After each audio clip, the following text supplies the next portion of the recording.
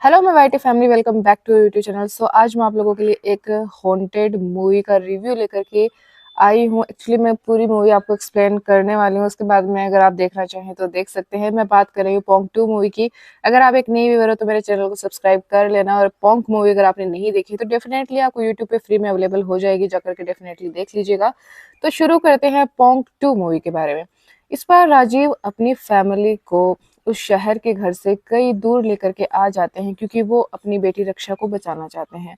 और उन्हें लगता है कि जो पोंक मूवी के अंदर जो मधु थी, जो कि मर चुकी थी, वो वापस लौट करके अब नहीं आने वाली है, और मैं अपनी फैमिली के साथ में पूरी जिंदगी आराम से बिता सकता हूँ। तो ऐसे सोच के साथ ही जो सुदीप होता है, वो रक्षा, उनकी बीवी और साथ ही साथ में उनका जो बेटा होता है, उनकी एक नौकरानी, सभी चल पड़ते हैं एक जंगल की तरफ, जहाँ पर एक अच्छा सा फार्म हाउस होता है, जहाँ पर वो अपनी छुट्टी आराम से बिताना चाहते हैं। तो सफर की शुरुआत कुछ इस तरीके से होती है, कुछ हंसी मजाक के साथ में। बीच में टायर पंचर हो जाता है गाड़ी का, जो कि कहीं ना कहीं इंडिकेट कर रहा होता है कि उस जगह पे नहीं जाना है। बट राजीव बिल्कुल भी इस चीज के बारे में नहीं सोचता है। वो सीधा टायर ठीक करता है और चल पड़ता है अपनी जर्नी की तरफ। थोड़ी ही देर के बाद में सभी लोग सो जाते हैं और पहुंच जाते हैं अपने घर की तरफ। घर पे जाकर के देखते हैं तो सारा सामान इधर उधर बिखरा हुआ है, जो कि नौकर वगैरह ठीक कर रहे होते हैं। ये एक लाजमी सी बात है।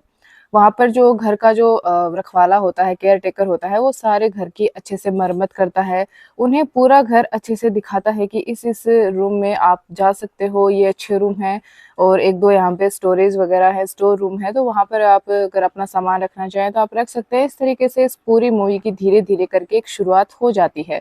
लेकिन आगे ही कुछ टाइम के बाद में जो घर होता है, उसके पीछे एक जंगल होता है, जहां पर जाने के लिए जो केयर टेकर होता है वो साफ साफ मना कर देता है, क्योंकि उस जंगल में होती हैं बहुत सारी ऐसी घटनाएं जिन्हें हम कह सकते हैं भूतिया घटना या फिर पैरानॉर्मल एक्टिविटीज, जो कि लोगों को अपने वश में भी कर सकते हैं और साथ ही साथ में उन्हें खत्म भी कर सकते हैं। इसलिए उन्हें पहले ही चेतावनी दे दी जाती है इनडायरेक्टली कि यहाँ पर कोई भी नहीं जाता है, तो आपको भी नहीं जाना है। बट बच्चे तो बच्चे ही होते हैं, बच्चे बीच पे खेल रहे होते हैं। रक्षा अपने भाई के साथ बीच पे जाती है, बहुत खेलती है। बट कुछ टाइम के बाद में वो लोग सोचते हैं कि चलो उस घर के पीछे वाले जंगल के अंदर चलते हैं।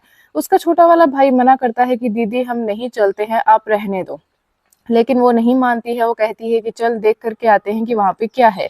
तो वो कुछ दूर जाती है जंगल में, तो उसे एक अजीब सी डोल दिखाई देती है, जो कि देखने में बहुत ही भयानक होती है। लेकिन वो रक्षा को इतना ज्यादा अट्रैक्ट कर लेती है, अपनी तरफ आकर्षित कर लेती है, कि रक्षा अपने आप को रोक नहीं पाती है और उसको उठा करके घर ले आती है। बल्कि मैं आपको क्लियर कर दूं कि वो जो डॉल होती है, वो एक्चुअली मधु की आत्मा के द्वारा वश में करी हुई होती है, जो कि पोंक मूवी के अंदर मर चुकी होती है, जो कि रक्षा की जान लेने की कोशिश करती है। जब वो उसे घर में लेकर के आती है, उसके बाद में बहुत सारी पैरानॉर्मल एक्टिविटीज होना शुरू हो जाती है। उसका छोटा वाला भाई देख लेता है कि वो जो डॉल है वो बहुत ही ज्यादा अब नॉर्मल है। वो हम लोगों को घूरती रहती है, या फिर हम लोग कुछ भी काम करते हैं, जिस दिशा में या जिस डायरेक्शन में हम जाते हैं, उसी डायरेक्शन में वो डॉल देखना शुरू कर देती है। ये सब बातें उसे इतनी अजीब लगती हैं कि वो अपने पापा को बता देता है। लेकिन उसके पापा रक्षा से ज्यादा प्यार करते हैं, तो वो उसकी बात पे इतना ज्यादा यकीन नहीं करते हैं। लेकिन घर में इतना ज्यादा कलेश हो रहा है, ये सोच करके जो राजीव होता है वो उस डोल को बाहर फेंक के आता है। बट रक्षा उस चीज से बहुत ज्यादा अपसेट हो जाती है, क्योंकि रक्षा उससे कुछ ज्यादा ही कनेक्ट रहती है। इसके बाद में जो रक्षा की भुआ होती हैं और उनके जो फूफा जी होते हैं, वो आते हैं घर में। उनकी अभी अभी शादी हुई होती है, तो वो भी वहां पर आते हैं अपनी छुट्टियां मनाने के लिए। बट उनके साथ भी उसी जंगल के अंदर बहुत सारी पैरानॉर्मल एक्टिविटीज होती हैं, जिसकी वजह से वो रातों रात नहीं सो पाते हैं और इतना ज्यादा डर जाते हैं कि वो सोचते हैं कि हम यहाँ से चले जाएंगे। लेकिन कुछ इतनी सारी गड़बड़े शुरू होती हैं। जो राजीव की जो बीवी होती है वो हो जाती है पोजेस्ट, यानी कि वो आत्मा उस पर हावी हो जाती है। इतनी ज्यादा पैरानॉर्मल एक्टिविटीज होनी शुरू हो जाती हैं कि राजीव डर करके अपने दोस्त को फोन करता है, कहता है कि मधु लौट करके आ चुकी है।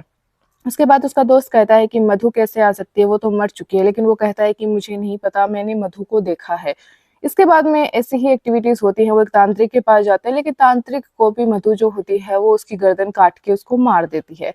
इस तरीके से इतना सारा खेल चलता रहता है। लेकिन लास्ट में जो राजीव की वाइफ होती है, उसे मरना ही पड़ता है उस आत्मा के थ्रू, बिकॉज वो रक्षा को मारना चाहती है और राजीव उसकी रक्षा करता है, लेकिन वो अपनी वाइफ को नहीं बचा पाता है।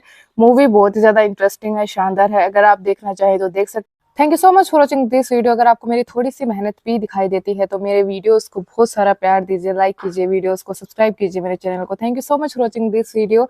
Hollywood, Tollywood and Bollywood movies के ऐसे ही मूवी एक्सप्लेनेशन के वीडियोस मैं आप लोगों के लिए जरूर लेकर के आती रहूंगी और मूवी रिव्यूज भी मैं जरूर करूंगी। और मुझे इतना ही प्यार और सपोर्ट कीजिए। Thank you.